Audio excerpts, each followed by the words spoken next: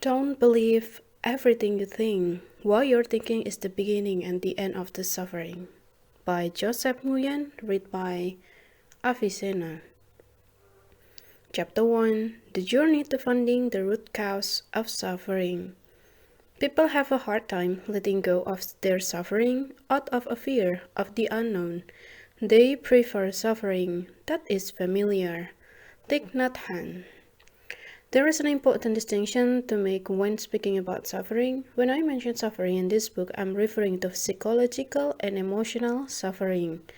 There is a way in which, no matter what happens in your life, you do not have to suffer emotionally and psychologically. I'm not saying that what we go through is all in our heads or made up. Terrible and unfortunate events happen to people every single day. What I'm saying is that although we experience a lot of pain in our lives, suffering is optional. In other words, pain is unavoidable. But how we react to the events and circumstances that happen in our lives is up to us, and that will dictate whether we suffer or not. Buddhists say that any time we experience a negative event in our lives, two arrows fly our way.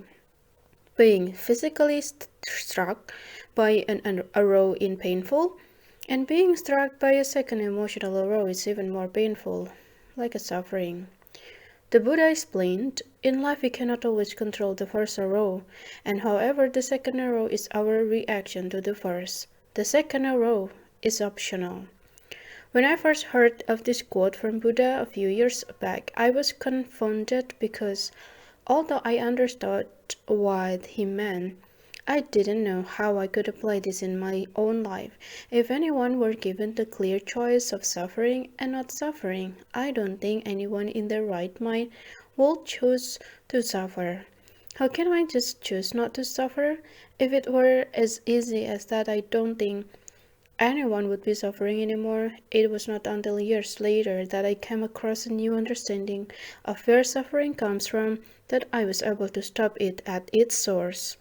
As I began my journey of self-improvement, I came across a myriad of different teachings, studies, and methods to help people overcome their problems. I read dozens, if not hundreds of books, studied psychology, went to therapists, listened to many different thought leaders, tried to changing my habits, waking up at 4 a.m., changing my diet, becoming more structured and disciplined, shadow work, studying personality types, meditating daily, going on spiritual retreats, following spiritual masters, and researching different ancient religions.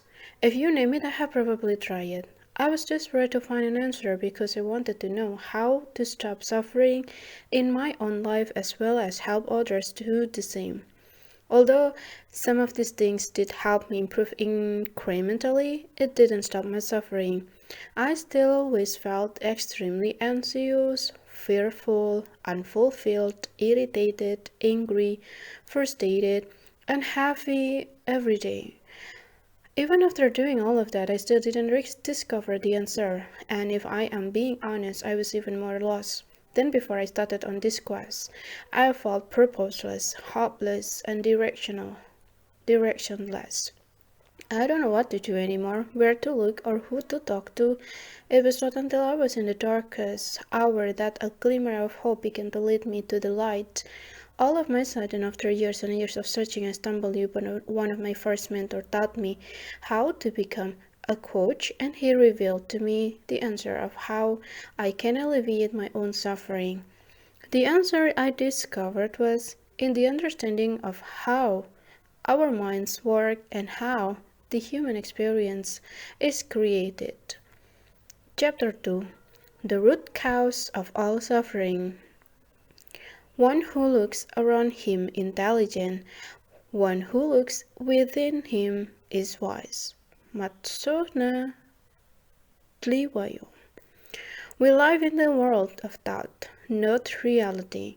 Sydney Banks once said, "Thought is not reality." Yet it is true thought that our realities are created.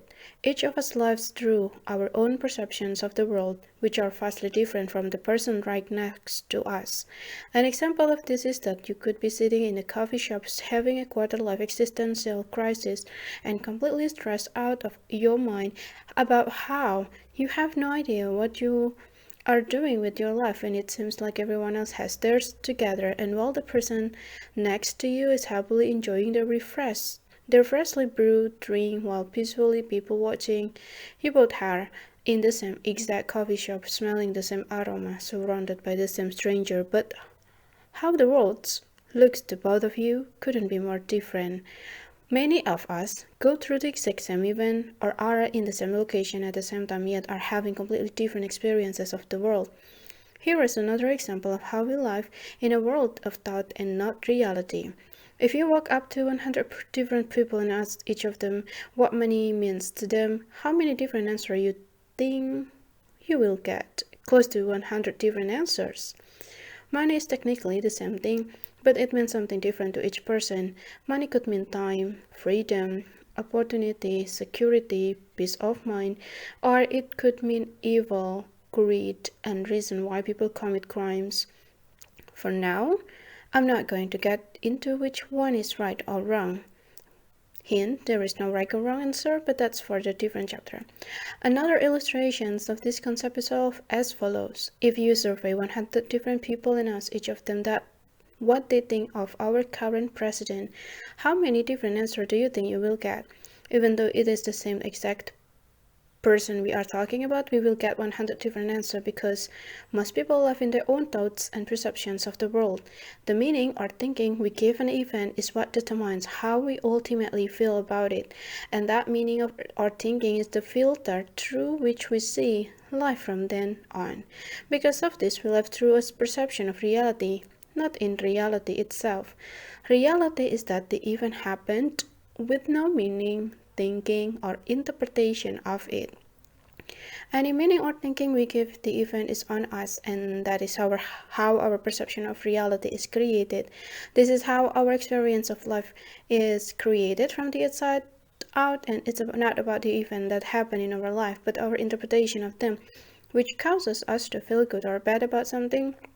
This is how people in third world countries can be happier than people in the first world countries, and the people in the first countries can be more miserable than the people in the third world countries. Our feelings do not come from external events, but from our own thinking about the events, and therefore we can only, if ever, feel what we are thinking. Let's hypothetically say that you really hate your job and it causes you an enormous amount of stress, anxiety, and frustration.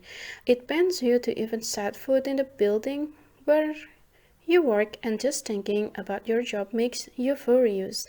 When you are thinking about your job, you are just sitting there on a sofa with your family watching a TV show together, but you are fuming at the thought of your job. Everyone else is having a good time, except you.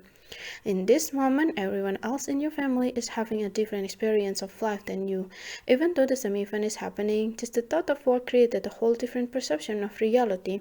Even though you are not physically at work, if it were true that external event caused us to feel the way we feel inside, then you should be happy.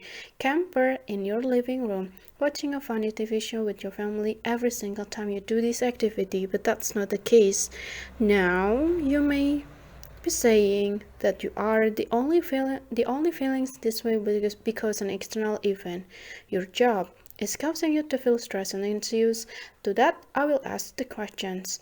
Is it absolutely true that every single person feels the exact same way about the job they are working in? Two different people can be doing the exact same job but will have completely different experiences of that job. It can be the most amazing experience and a dream of job for one person, but be another person's worst nightmare and living hell. The one different between one person and the other is how they think about their job, which determines how they ultimately feel about it. And now let's go back to the original scenario of you hypothetically hating your job. Remember how much stress, anxiety, and frustration it causes you when you think about it? Let's do a quick thought experiment about that. by answering the questions below. Who would you be without that thought that you hated your job? Take 1 minute to see what comes up for you and don't move on until you do that. If you don't overthink it and truly let the answer surface from within you, without that thought, you will most likely feel and be happy, peaceful, free, and light. Without our usual thinking about a particular event or thing, our experience of it completely alters, and this is how we live in a world of thought, not reality, and how our perceptions of reality is created from the inside out through our own thinking. With this new understanding, you have just uncovered the cause of all our human psychological suffering. The root cause of our suffering is our own thinking. Now, before you throw this book across the room and light it on the fire, I'm not saying that this is all in our heads and that is not real. Our perception of reality is very real. We will feel what we think, and our feelings are real. And that is completely undeniable. However, our thinking will look like an inevitable, unchangeable reality to us until we begin seeing how our reality is created. If we know that we can only ever feel what we are thinking, then we know that we can change our feelings by changing our thinking, and thus we can change our experience of life by knowing that it comes from our own thinking. And if that is true, then we are ever only one thought away from experiencing something different and transforming our entire lives at any moment through a state of no thought. In short, the moment we stop thinking is when our happiness begins. A young monk and the empty boat is a story about how thinking is the cause of our own suffering. A long time ago, a young Zen monk was living in a small monastery that was located in the forest, which was near a small lake. The monastery was occupied by a few senior monks, while the rest were newcomers and still had much to learn. The monk had many obligations in the monastery, but one of the most important ones was their daily routine, where they had to sit down, close their eyes, and meditate in silence for hours at a time. After each meditation, they had to report their progress to their mentor. The young monk had difficulty staying focused during his meditation practice for a variety of reasons, which made him very mad. After the young monk reported his progress, or better said, lack of it, to his mentor, the elder monk asked the young monk a simple question that had a hidden lesson. Do you know what is really making you angry? The monk replied, well, usually as soon as I close my eyes and begin to meditate, there is someone moving around and I cannot focus. I get agitated that someone is disturbing me even though they know that I'm meditating. How can they not be more considerate? And then when I close my eyes again and try to focus, a cat or a small animal might brush past and disturb me again. By this point, even when the wind blows and the tree branches make noise, I get angry. If that is not enough, the birds keep on chirping and I cannot seem to find any peace in this place. The elder monk simply pointed out to his pupil. I see that you become angrier with each interruption you encounter. This is exactly the opposite of what is the point of your task when meditating. You should find a way not to get angry with people or animals or any other thing around you that disturbs you during your task. After their consultation, the young monk went out of the monastery and looked around it to find a place that would be quieter so that he could meditate peacefully. He found such a place at the shore of the lake that is nearby. He broke his mat, sat down, and started meditating, but soon a flock of birds splashed down in the lake near where the monk was meditating. Hearing their noise, the monk opened his eyes to see what was going on. Although the bank of the lake was quieter than the monastery, there were still things that would disturb his peace, and he again got angry. Even though he didn't find the peace he was looking for, he kept returning to the lake. Then one day, the monk saw a boat tied at the end of the small pier, and right then an idea hit him. Why don't I take the boat, row it down in the middle of the lake and meditate there? In the middle of the lake there will be nothing to disturb me. He rowed the boat to the middle of the lake and started meditating. As he had expected, there was nothing in the middle of the lake to disturb him, and he was able to meditate the whole day. At the end of the day, he returned to the monastery, and this continued for a couple of days, and the monk was thrilled that he had finally found a place to meditate in peace. He didn't feel angry and could continue the meditation practice in a calm manner. On the third day, the monk sat in the boat rowed in the middle of the lake and started meditating again. A few minutes later, he heard some splashing of water and felt that the boat was rocking. He started getting upset that even in the middle of the lake there was someone or something disturbing him. When he opened his eyes, he saw a boat heading straight toward him. He shouted, "Steer your boat away, or else you will hit my boat." But the other boat kept coming straight at him and was just a few feet away, and he yelled again, but nothing changed, and so the incoming boat hit the monk's boat. And now he was furious. He screamed, "Who are you? Why have you hit my boat in the middle of this vast lake?" There was no answer. This made the young monk even angrier. He stood up to see who was in the other boat, and to his surprise, he found that there was no one in the boat. The boat had probably drifted along in the breeze and had bumped into the monk's boat, and the monk found his anger dissipating. It was just an empty boat. There was no one to get angry at. At the moment, he remembered his mentor's questions. "Do you know what is really making you angry?" And then wondered, "It's not the other people, situation, or circumstances. It's not the empty boat, but my reaction to it that causes my anger. All the people or situations that make me upset and angry are just like the empty boat. They don't have the power to make me angry without my own reaction." The monk then rowed the boat back to the shore. He returned to the monastery and started meditating along with the other monk. And there were still noises and disturbances around, but the monk treated them as the empty boat and continued to meditate peacefully. And when the elder monk saw the difference, he simply said to the young monk, "I see that you have found what is really making you angry and overcome that." Chapter 3. Why do we even think? I think and think and think. I have thought myself out of happiness 1,000,000 times, but never once into it. Jonathan Safran Foer. We as humans have evolved to develop a sophisticated ability to rationalize, analyze, and think about because it simply helps us survive. Our minds do an incredible job to keep us alive, but it does not help us thrive. It is concerned solely with our safety and survival, but not our fulfillment or joy, and the mind's job is to alert us of potential dangers in our environment that may threaten our lives. It does its job to so well that not only will it scan our immediate surrounding for threats, but it will even reference our backlog of past experiences to create hypothetical scenarios and predict what it thinks could be future potential dangers based on our memories. None of this is wrong by any means. The mind is simply doing what it was designed to do. When we don't understand that its only duty is to help us survive, then we will get angry and frustrated with it. All conflict is derived from an innocent misunderstanding. Our mind's duty is to keep us alive, and our consciousness duty is to help us feel fulfilled.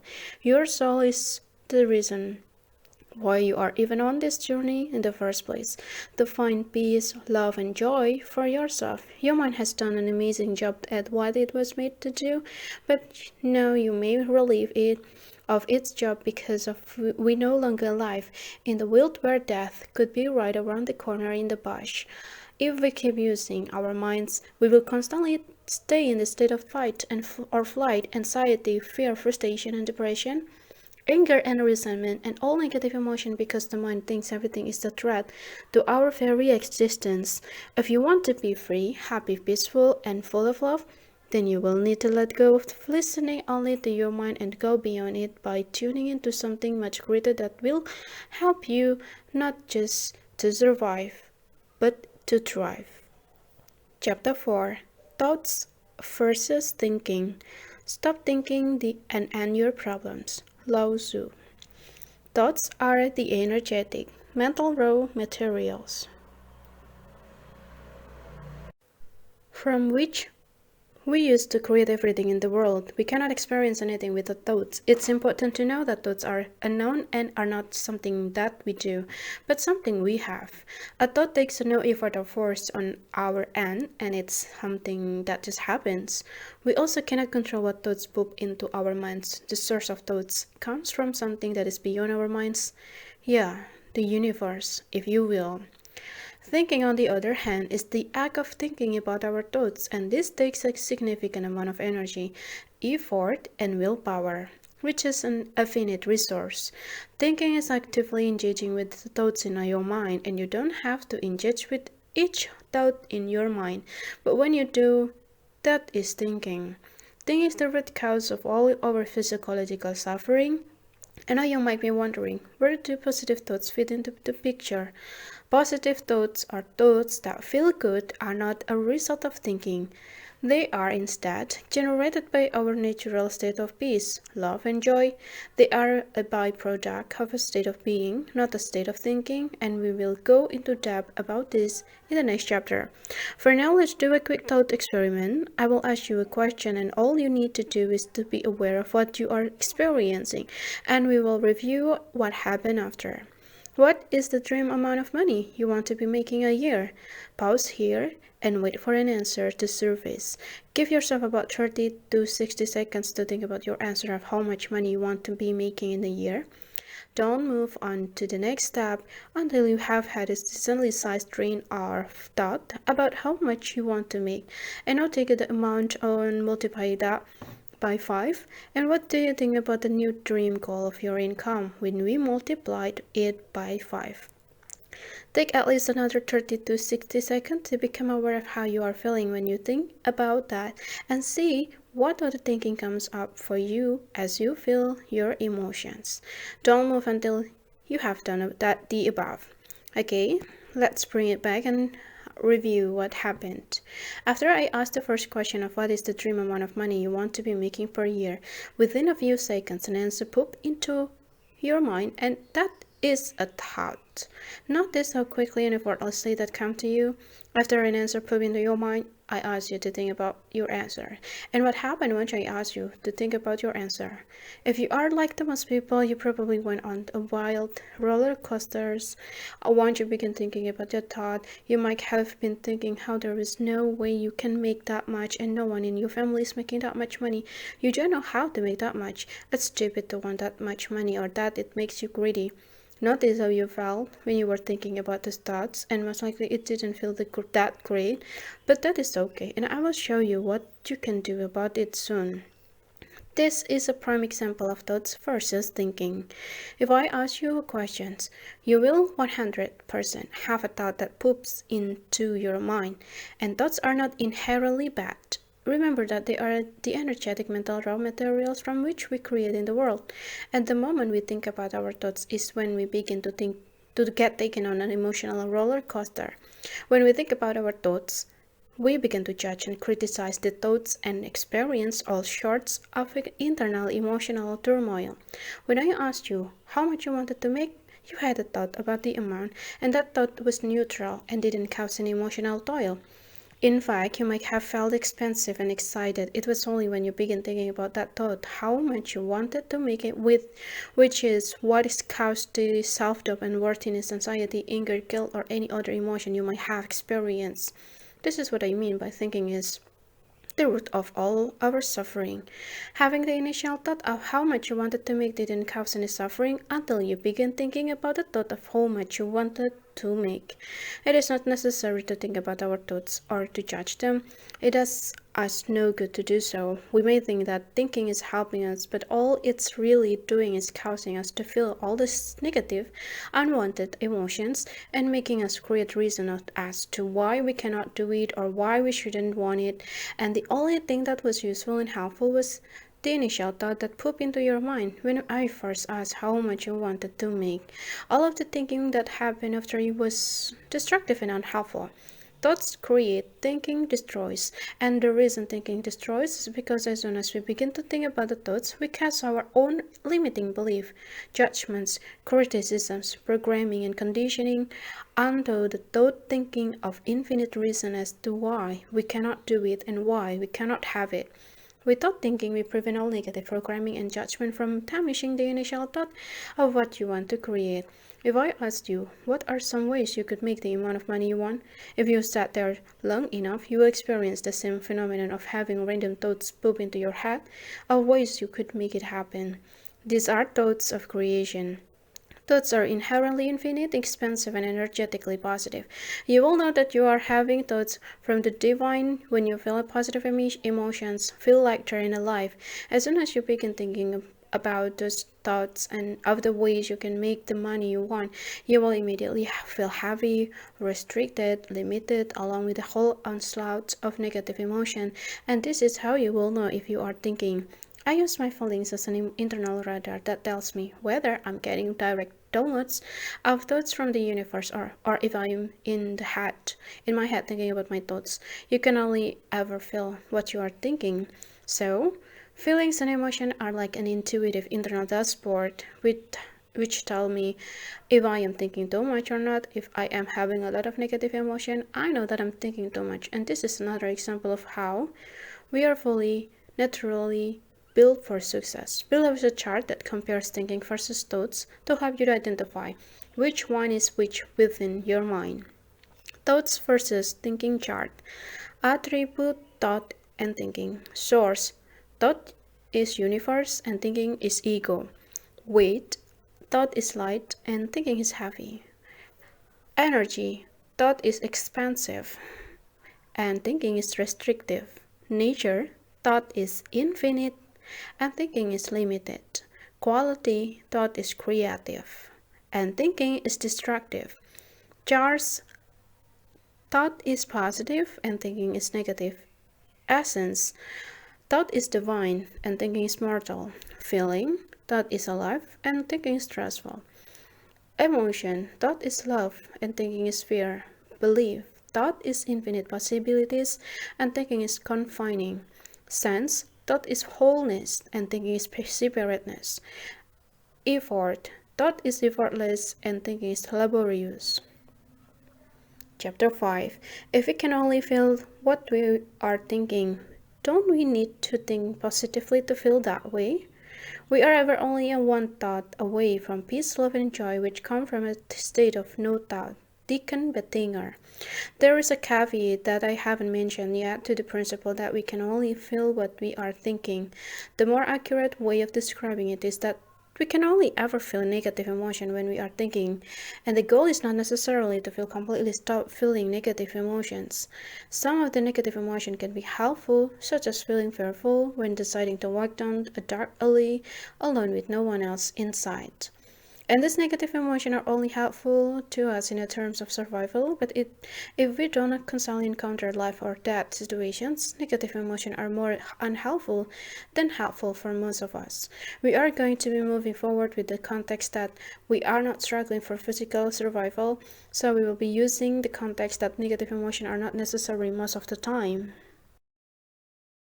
When I mention that we can only ever feel that what we are thinking, most people assume that we must think positive to feel positive emotions. Instead of convincing you if this is true or not, let's do another thought experiment so you can experience the truth for yourself. Recall a time when you felt the most joy and love you have ever felt in your life, and feel the feeling that you felt at that time as much as you can for at least 30 seconds. What kinds of thoughts were going through your mind at that peak and moment when you felt the most joy and love? I'm not asking what you were doing at the time, but what thoughts were going through your head at that exact moment. For many people that answer this, they realize that they didn't have any thoughts during that exact moment. For others, they say that the thought was that they were so grateful or happy. For those that answered that they had the thought that they were grateful, did you feel that joy and love before you had that thought or after? Take 10 to 15 seconds to answer that question before moving on. What insights and epiphanies did you have? What's crazy is that most people didn't have any thoughts going through their mind when they felt the happiest and the most amount of love in their lives. And for those that had the thought that they were grateful, they felt that way before having that thought. If they had that thought, it happened after they felt the feeling, so the thought could not have produced the feeling. This brings us to another truth. You do not have to have thoughts or think to feel positive emotions. The beautiful part about truth is that it needs no justification because it can be experienced right here, right now. It doesn't need to be proven or rationalized to you, and you experience this truth firsthand by the experiment we just did. Here is why we don't need to have thoughts or think to feel positive emotion like a joy and a love. Our natural state of being is joy, love, ecstasy, freedom, and gratitude. This may be hard to believe because if it's natural, why don't we feel that way all the time? I will answer this in a bit. If we want to see the natural state of anything, one of the best ways is to look at nature and the state of it in its infancy, before it is affected and conditioned by its environment. For example, let's look at the natural state of a baby. What is a baby's natural and default state? Assuming the baby was not abused, neglected, or had any physical issues, are babies naturally stressed, anxious, fearful, and self-conscious? Or are they naturally in a state of bliss, happiness, and love? Our natural state of being is joy, love, and peace, and therefore any thinking that we do will only take us away from those natural state of being. Which is why whenever we feel extremely stressed, we are having a lot of thinking going on, and the strength of the negative emotion we feel is in direct proportion to how much thinking we are doing in the moment. On the other hand, the intensity of the positive emotion we feel is inversely proportional to the amount of thinking we are doing in the moment. In other words, the less thinking we have going on, the stronger the positive emotion we feel in the present. To see the truth in this, recall a few other memories you had when you were extremely stressed and anxious and see how much thinking was going on at the time. Take about 1 to 2 minutes to do this and then recall a few memories when you are at your happiness or felt the most joy and love and see how much thinking you had going on that time. Take another 1 to 2 minutes to do this before moving on to really experience and internalize the truth of what you see. An analogy that my coach taught me that helped crystallize this concept was to imagine our mind has a speedometer, like in a car, but instead of miles per hour, it is thoughts per minute. The more thinking we have going on, the higher the thought-o-meter goes. And if we have enough thinking on going on, it will go into the red zone, and this is when we feel extremely stressed, burned out, frustrated, and angry. It is not the content of our thinking that causes us stress, but that we are thinking, period. The amount of thinking we have going on is directly correlated to the magnitude of stress and negative emotion we are experiencing at any given moment. When you are experiencing a lot of frustration, stress, anxiety, or any negative emotions, just know that it is because you are thinking. And the intensity of those emotions is directly correlated to how much thinking is going on. Therefore, it's not what we are thinking about that is causing us suffering, but that we are thinking.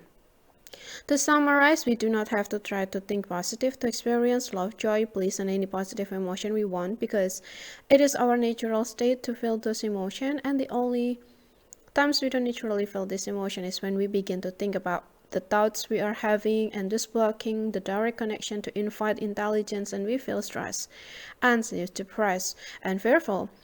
It is not about the content of our thinking, but that we are thinking, which is the root cause of our suffering. The intensity of the negative emotion is directly correlated to the amount of thinking we have going on in the present. The less thinking we have, the more space we create for positive emotions to naturally surface. Chapter 6. How the human experience is created, the three principles. At its fundamental level, the human experience is created by these three principles: universal mind, consciousness, and thought. These three principles work together to allow us to experience everything we do in life, and if One of the three is missing. We wouldn't be able to experience anything, and these principles were first discovered by Sydney Bank, and now I have the humbling privilege to share them with you. Understanding these three principles enable us to know how we can alleviate ourselves from our suffering, and but also allows us to create from sources. Universal mind. Universal mind is the intelligence behind all living things, and it is the life force and energy that is in all things.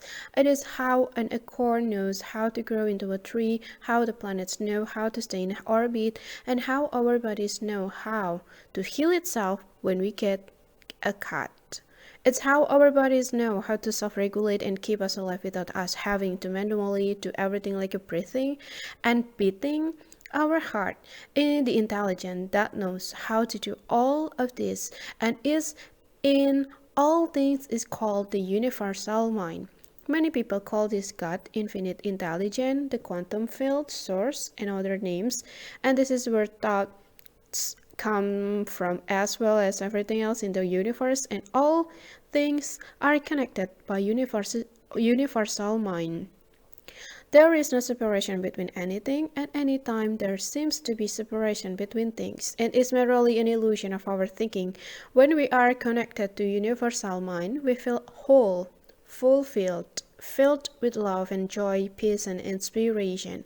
It is only when we begin thinking, like believing the illusion or ego, that we block this flow or universal mind and begin to feel separated, frustrated, lonely, angry, resentful, sad, depressed, and fearful. Universal consciousness. Universal consciousness is the collective consciousness of all things. It is what allows us to be aware that we exist and aware of our thoughts. Without universal consciousness, we wouldn't be able to experience anything. Our five senses would have no use because there is nothing to be aware of, and this is what brings things to life and makes them perceivable to us. Universal thought. Universal thought is the raw material of the universe from which we can create from. It is our ability to think and create from form from the energy of the universal mind. It's the object we can perceive through consciousness. Without thought, we would have nothing to be aware of, and thought is like the DVD that contains all the information for us to be able to watch the movie on the TV. The TV and the DVD player is like consciousness. It allows us to have a mechanism to bring the information of the DVD to life for us and to be able to watch and experience the movie. The electricity that's needed to power the DVD player and TV is like universal mind in the sense that it is the invisible energy or force that connects and powers all things. It is the source from which everything can work and function. Chapter 7. If thinking is the root cause of our suffering, how do we stop thinking?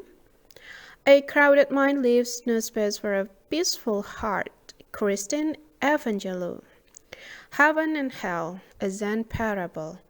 A tough Brownie samurai once approached a Zen master who was deep in meditation. Impatient and discourteous, the samurai demanded in his husky voice, so accustomed to forceful yelling, "Tell me the nature of heaven and hell." The Zen master opened his eyes, looked the samurai in the face, and replied with a certain scorn, "Why should I answer to a sabi, disgusting, despondent slob like you? A worm like you? Do you think I should tell you anything? I can't stand you. Get out of my sight. I have no time for silly questions." The samurai could not bear these insults. Consumed by rage, he drew his sword and raised it to the saber of the master's head at once, looking straight into the samurai's eyes. Zen master tenderly declared, "That's hell." The samurai froze. He immediately understood that anger had him in its grip. His mind had just created his own hell, and one filled with resentment, hatred, and self-defense, and fury. And he realized that he was so deep in his torment that he was ready to kill somebody, and the samurai's eyes filled with tears. Setting his sword aside, he put his palms together and subsequently bowed in gratitude for this insight, and the Zen master gently acknowledge with a delicate smile, and that's heaven. It's not possible to justify entirely to just entirely stop thinking, but what we can do is reduce the time we spend thinking so that it gets smaller and smaller each day that passes.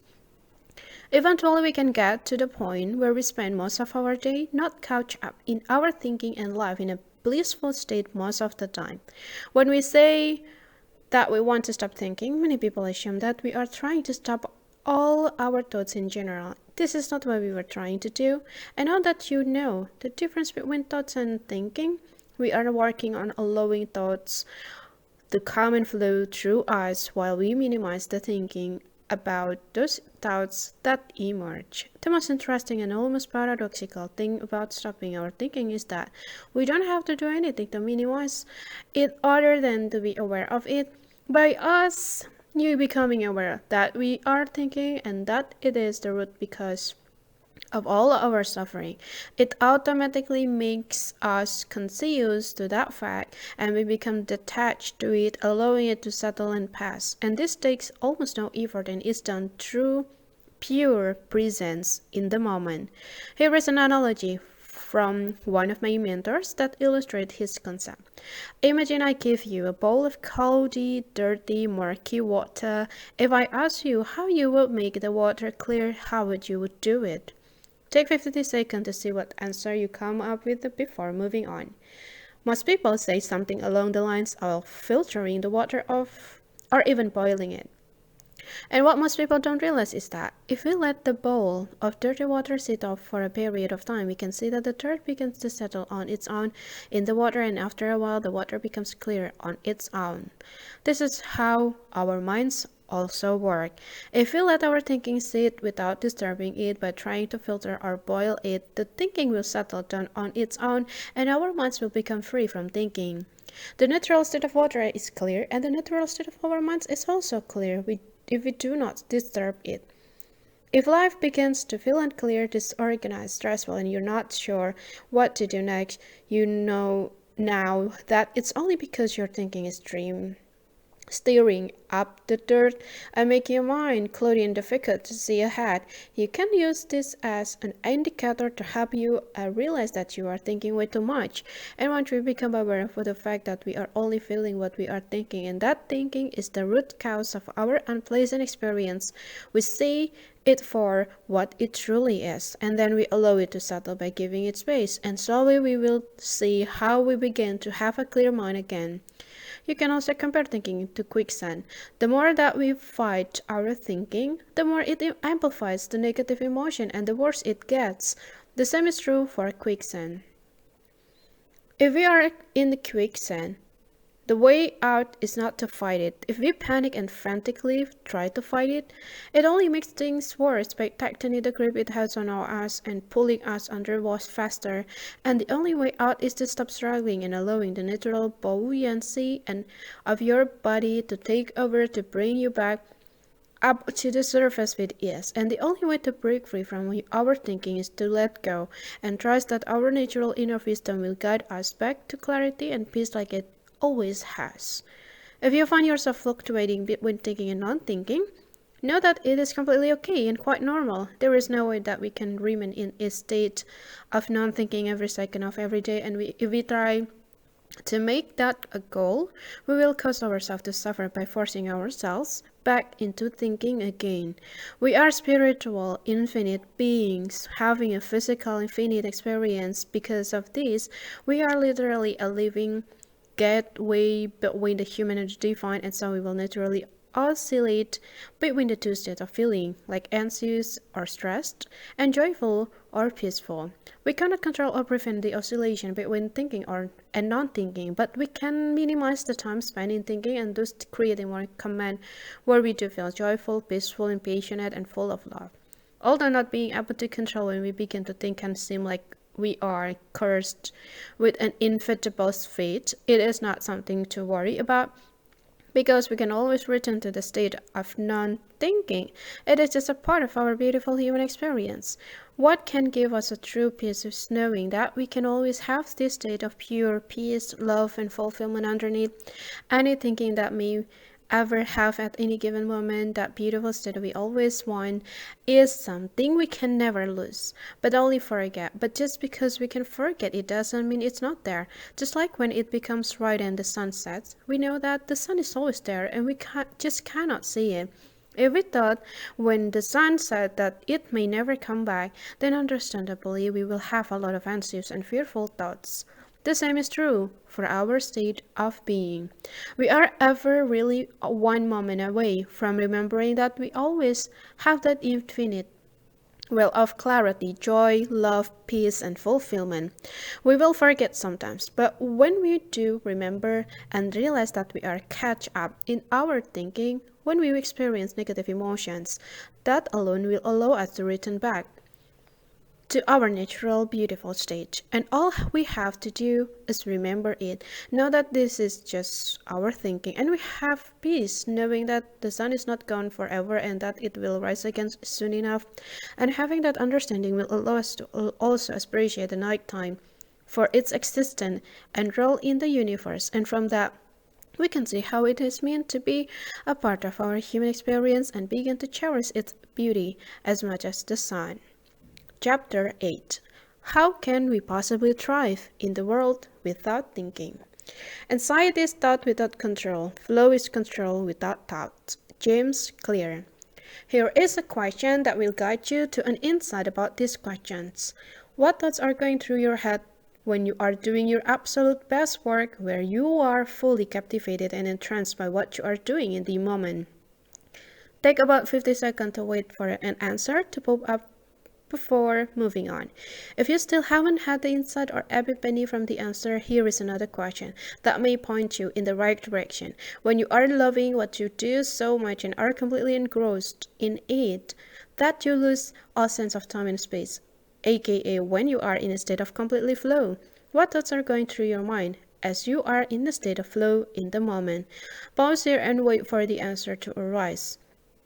When you are doing your best work and are in a total state of flow, where there is no separation between you and the work you are doing, you are having no thoughts in the moment. And if you are having thoughts, it's just flowing right through you without you having to think about it. And in other words, to say the peak performance for human can be described as the state of non-thinking. It may seem crazy, but we do our best work when we are not thinking, and you just prove it with your own experience. Here is another example that will help illuminate the truth of this topic. When professional or even Olympic athletes are competing, do you think they are thinking on over analyzing every single thing that's happening during the game? What thoughts or thinking do you think is going on during the competition for them? The highest performing athlete will describe when they are in their peak state that they are in the zone, and this zone is the state of flow or the state of non-thinking. In Japanese culture, they have a beautiful word to describe this phenomenon: musins. And here is the definition of Soto Kan times. Musing is achieved when the mind is free of random thoughts, free of anger, free of fear, and particularly free of ego. It applies during combat or the other facets of life. When musing is achieved during combat, there is an absence of losing or rambling thoughts. It leaves the practitioner free to act and react without hesitation. He reacts according to all of the study and training that has brought the karateka to this point, relying on not what you think should be your next move, but on what your trained, instinctive, subconscious reaction direct you to do. And after practice, thinking hinders the performance of athlete, and the same is true for everyone.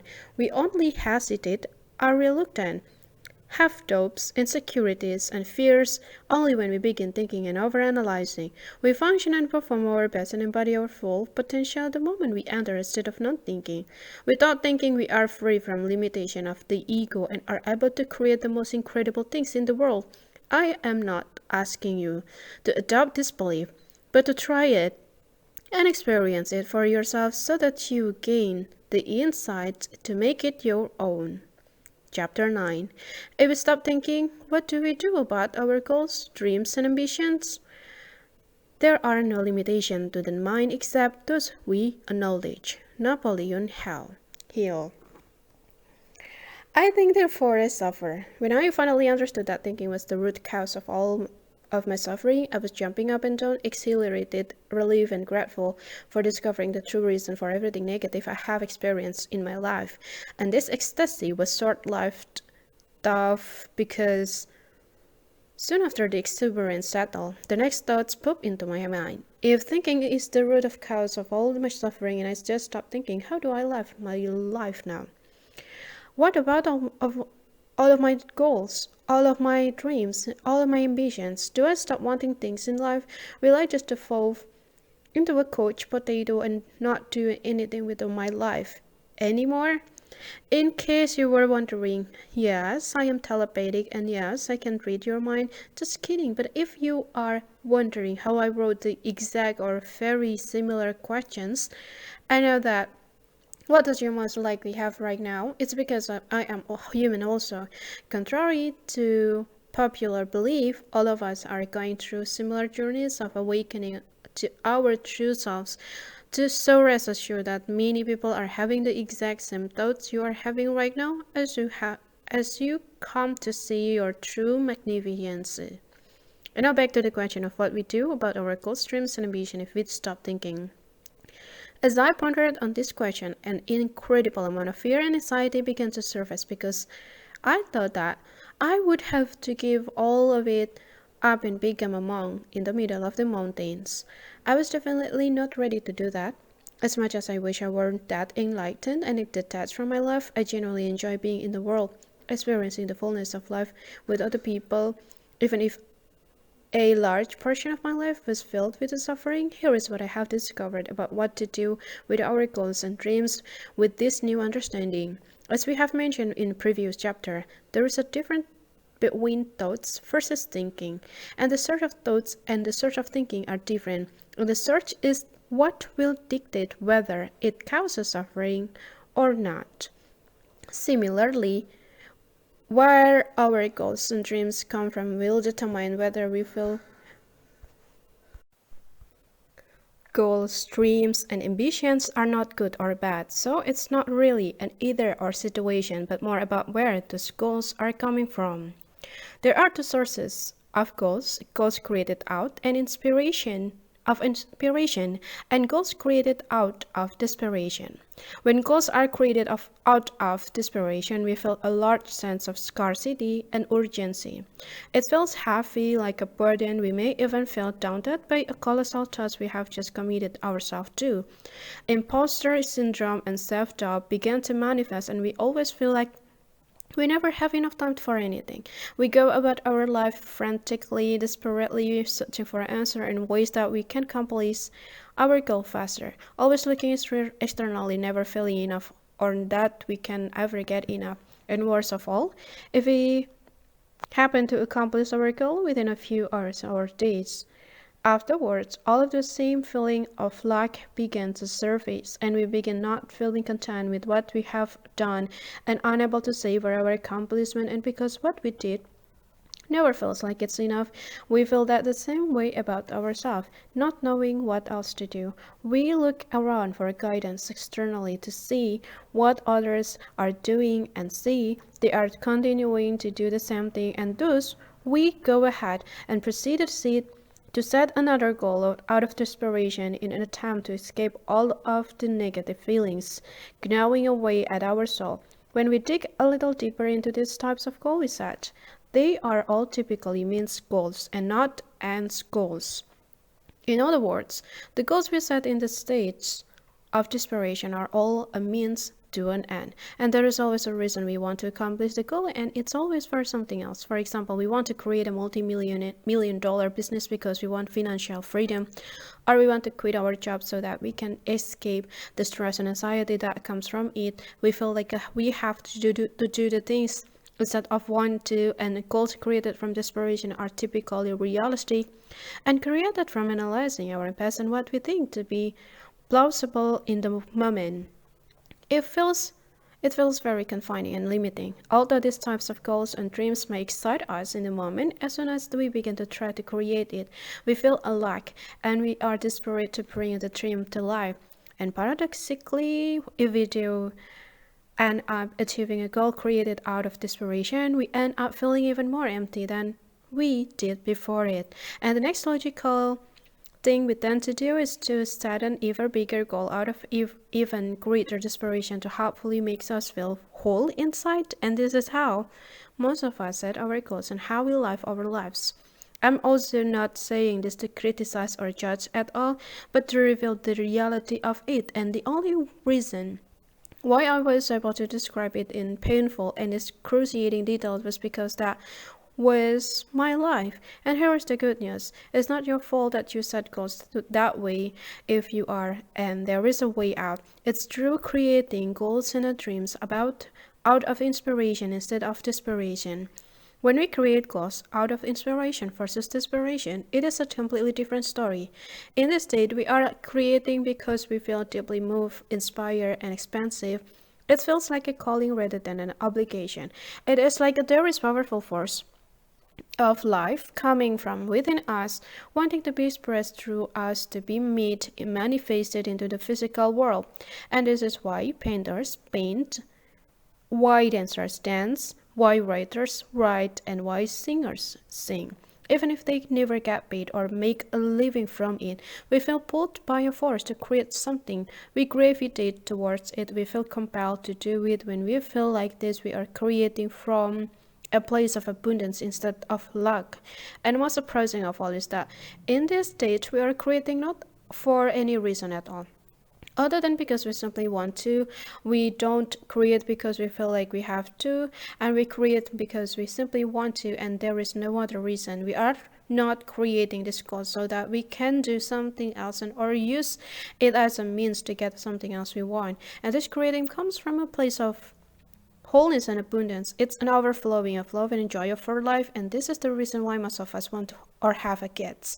It's not so that we can milk our kids for their money once they are old enough to work and hopefully they use them as a retirement plan. We want to have a kids because we want to share the abundance of what we have with them. And it comes from a place of sharing what we have, lots of verses trying to get something out of them. And this feeling of deep inspiration is incredibly difficult to describe because it does not come from this world. It really does not come from us, but through us from something greater than us. I like to call this feeling divine inspiration because the ideas and vision we have of what we want to create seems to be far bigger than we could have possibly imagined or come up with ourselves, since divine inspiration does not come from us, but from something greater. It doesn't analyze or rely on past data or what you or anyone in the world has already accomplished, and divine inspiration is what happens when groundbreaking creations and inventions are created that seems to be impossible to not too long ago. It knows no boundaries, limit, or constraint. It is an incredible expansive force that energizes and lifts us, but making us feel like we are high on life. In these states, we feel whole, complete, filled with unconditional love, joy, and peace. We don't analyze, compare, criticize, judge, or rationalize anything, but instead we truly live, love, share, give, create, grow, and nourish.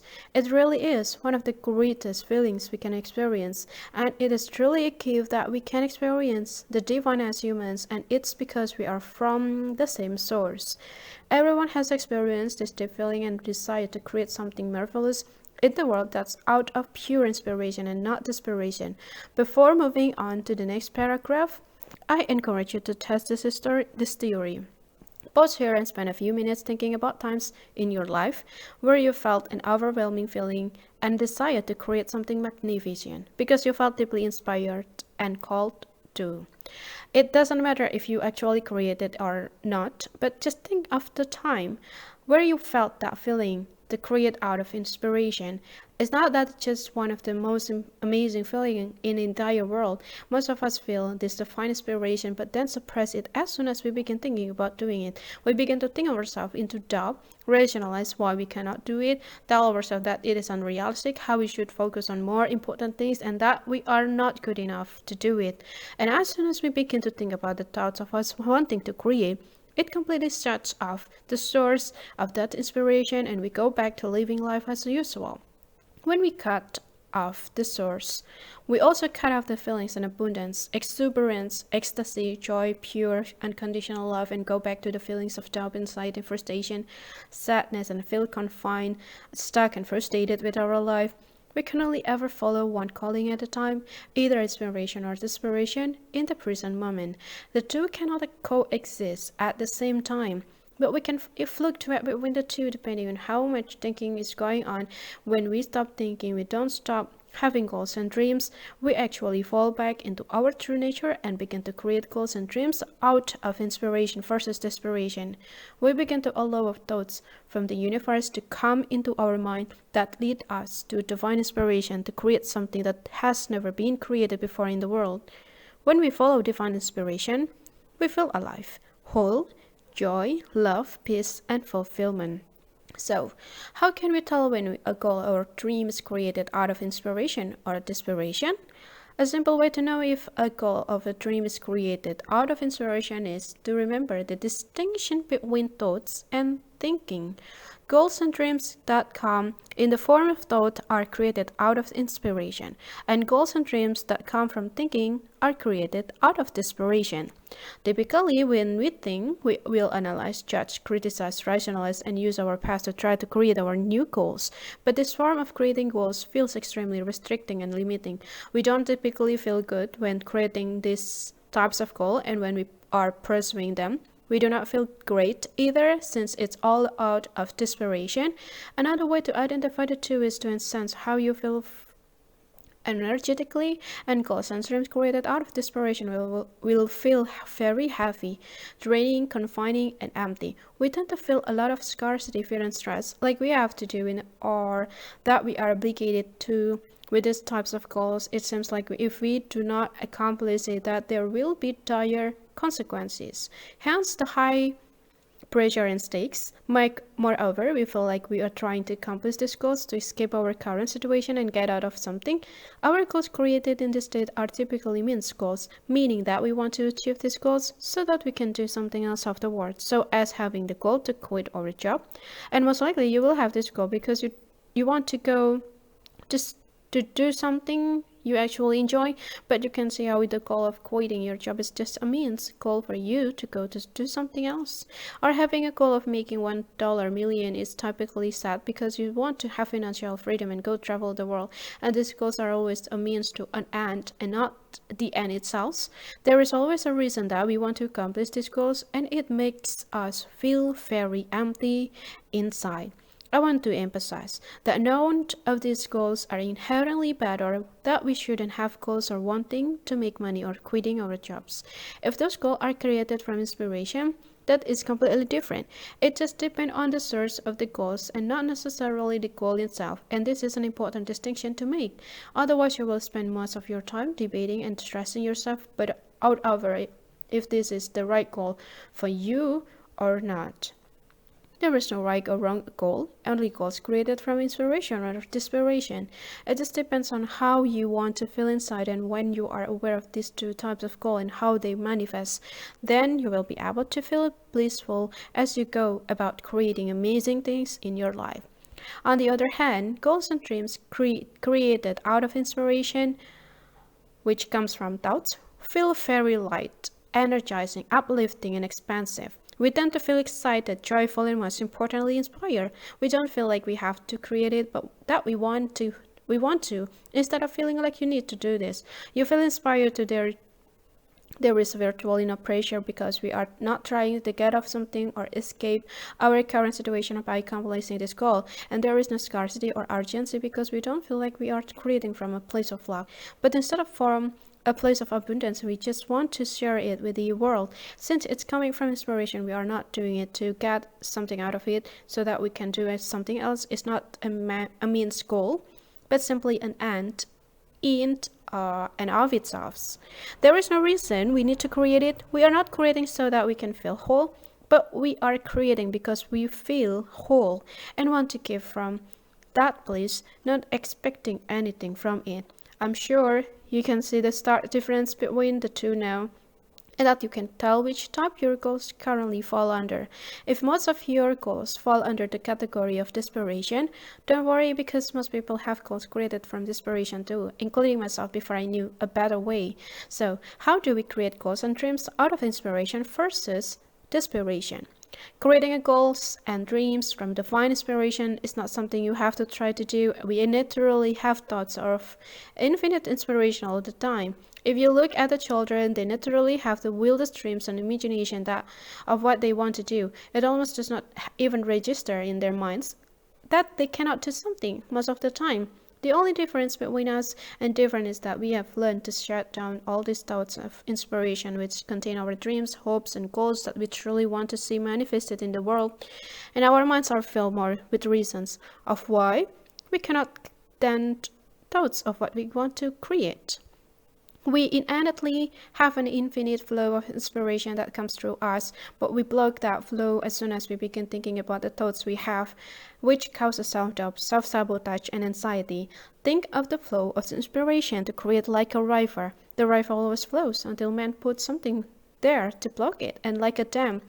Then when the dam is there, we ask why there are so many fish dying, animals disappearing, and the forest dwindling, when all we need to do was return the river back to its natural state and everything will be working perfectly fine, the way nature intended it to. And this is the same for our minds and our goals. We always dream, have a big goals, and know what to do at all the times when we are tapped into our inner wisdom and inner intelligence. Free from thinking, if we simply do not think about our thoughts, any sort of thoughts about dreams, goals, and desires that naturally arise are all from the divine, and that is how you create goals out of inspiration versus desperation. A question that greatly helps me to settle the thinking and tap into the limitless well of the possibilities of what I could create is: if I had infinite money, already traveled the world, had no fear, and didn't receive any recognition for what I do, what would I do? Or what would I create? Whenever we ask questions, answers always arise. It is impossible for our brains to hear a question and not come up with a response. So when you ask yourself this question, whatever begins to come up for you without any manual thinking will be from the divine and from inspiration versus desperation. The way the question is worded is extremely important because it removes most of the thinking, fear, criticism, and external reason of why you would want to do something. So it focuses on your answers, on what you truly want to create. Usually it's for no reason other than you just want to create it because it's fun, without any influences from the material world. Try asking the question and seeing what comes up for you. You will be surprised at what surfaces, but don't get catch up with your thinking when those true dreams of yours begin to be revealed to you. To a mind without the limits of thinking, anything is possible.